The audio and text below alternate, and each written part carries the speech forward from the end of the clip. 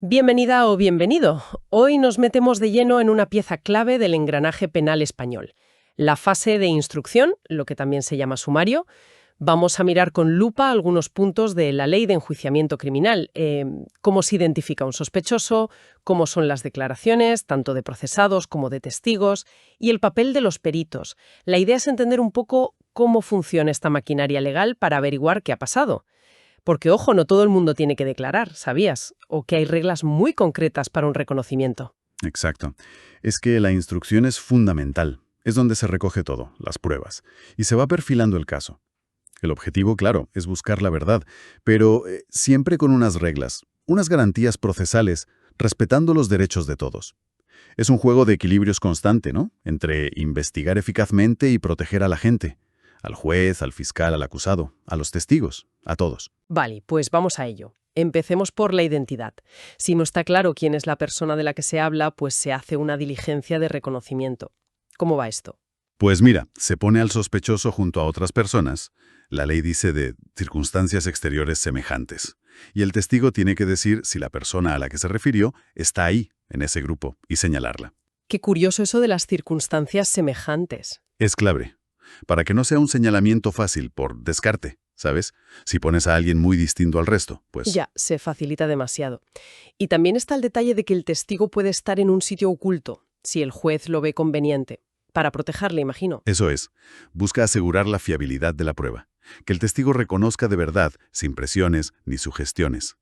Porque un error aquí... Claro, las consecuencias son enormes. Y hay más precauciones, ¿no? Si son varios testigos para una misma persona, declaran por separado. Sí, uno por uno. Y sin hablar entre ellos hasta que acaben todos. Para evitar que se influencien. Tiene lógica. Pero si es al revés, un testigo para varios sospechosos sí puede ser en el mismo acto. Correcto.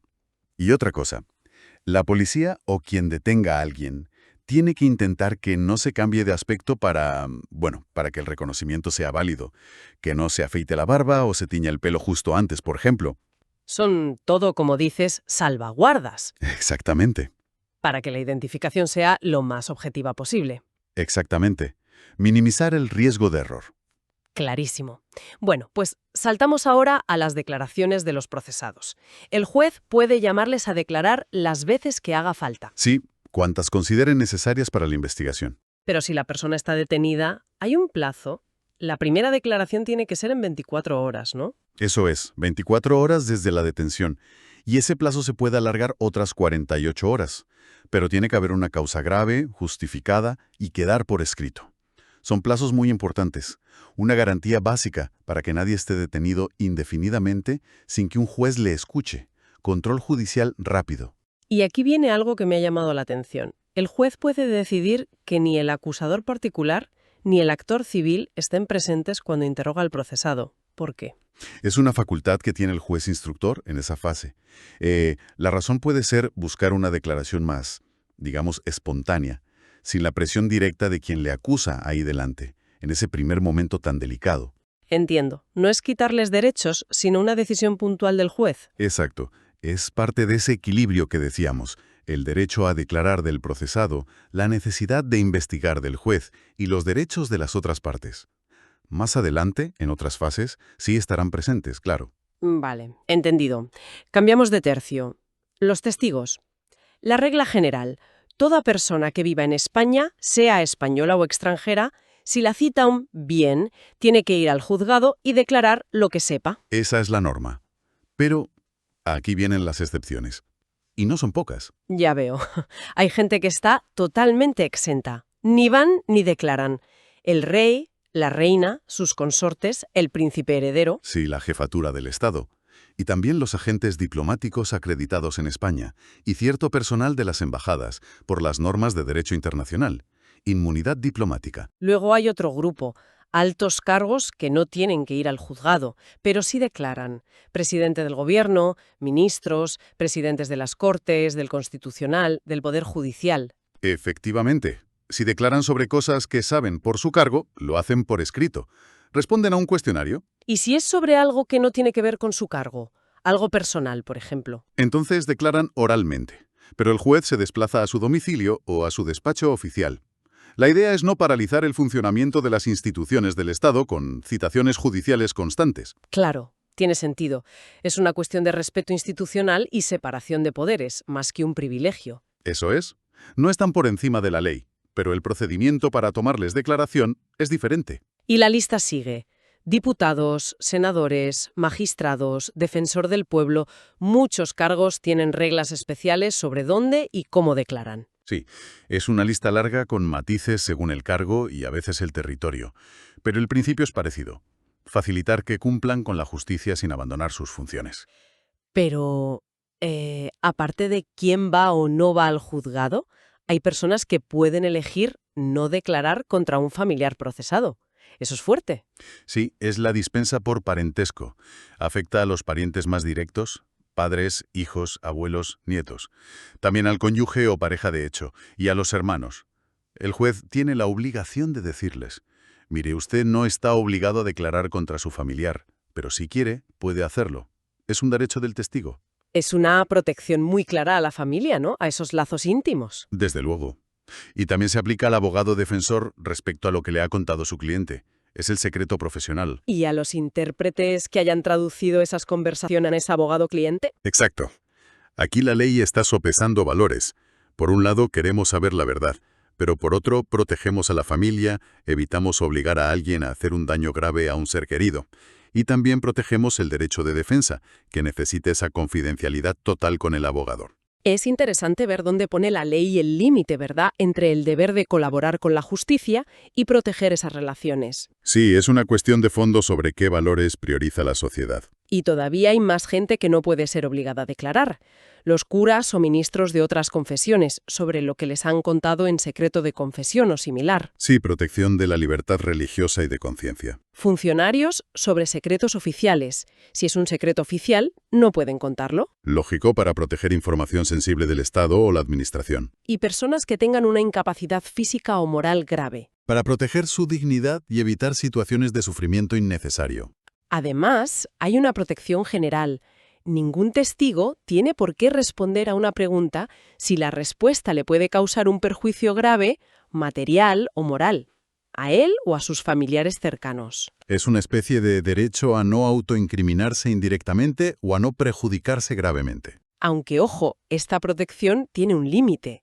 Si se investigan delitos muy graves contra la seguridad del Estado, el orden público o contra el rey o su sucesor, ahí sí podrían obligarte a responder. Claro, en esos casos excepcionales, el interés público en perseguir esos delitos tan graves puede pesar más que la protección individual del testigo. De nuevo, el equilibrio.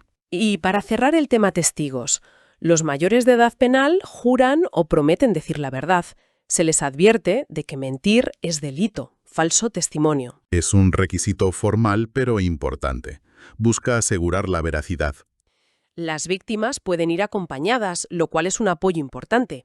Y las declaraciones como regla son por separado y en secreto, solo ante el juez y el letrado de la Administración de Justicia. Sí, para garantizar de nuevo la espontaneidad, que no se copien unos a otros, que cada uno cuente lo que sabe sin influencias.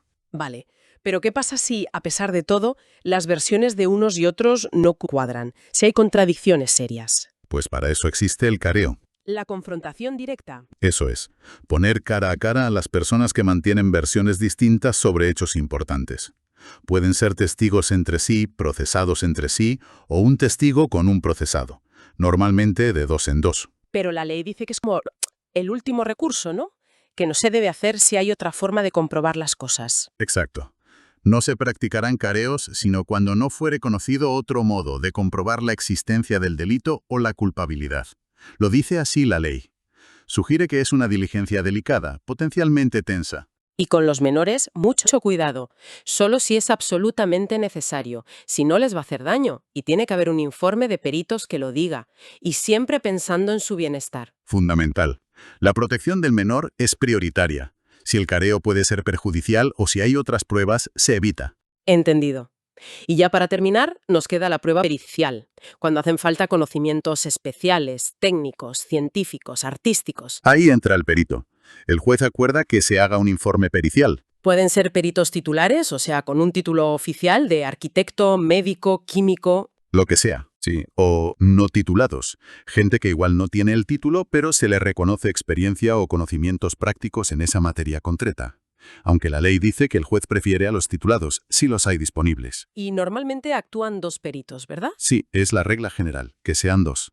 Me ha sorprendido que es obligatorio aceptar ser perito si te nombran, salvo que tengas una excusa válida, y que no pueden ser peritos los mismos que no pueden ser testigos contra un familiar, por ejemplo. Claro, son causas de incompatibilidad. Y también se les puede recusar, o sea, pedir que los aparten. ¿Por qué motivos? Pues por parentesco con las partes hasta cuarto grado, por tener interés en el juicio, por ser amigo íntimo o enemigo claro del querellante o del procesado. Son causas parecidas a las de los jueces. Todo para asegurar que sean imparciales, ¿no? Que su opinión técnica sea objetiva. Absolutamente. El informe de un perito puede ser decisivo, así que es crucial que sea imparcial y que esté cualificado. Por eso se establecen estas garantías. Y un detalle práctico. Si para hacer el análisis hay que destruir lo que se analiza, una muestra de ADN, por ejemplo, hay que intentar guardar una parte. Sí, para que se pueda hacer un contraanálisis si hace falta. Es una garantía para las partes. Y las partes, de hecho, pueden estar presentes mientras los peritos hacen su trabajo y hacer observaciones. ¿Y si los dos peritos no se ponen de acuerdo? Si tienen opiniones distintas. Pues la ley lo prevé. Si discrepan, el juez nombra a un tercero para desempatar, digamos. Si es posible, se repiten las pruebas delante de los tres, si no, deliberan juntos y al final presentan sus conclusiones. Puede que lleguen a un acuerdo los tres, o 2 contra 1, o incluso que cada uno mantenga su opinión por separado. Vaya, un sistema para intentar llegar a una conclusión técnica lo más fiable posible, incluso si hay discrepancias. Eso es. No se trata de forzar una única opinión, sino de reflejar el debate técnico si existe, y que el juez tenga toda la información para valorar. Muestra seriedad en la búsqueda de esa verdad técnica. Bueno, pues creo que hemos cubierto bastante terreno hoy. La identificación de sospechosos, las declaraciones de procesados y testigos con todas sus reglas, sus excepciones, el careo como esa herramienta final y el papel clave de los peritos. Todo según estos puntos de la ley de enjuiciamiento. Espero que haya quedado más claro cómo funciona esta fase. Yo creo que sí. Lo que se ve es un esfuerzo constante en la ley por equilibrar la necesidad de investigar y descubrir la verdad con el respeto a los derechos de todos, a las garantías del proceso.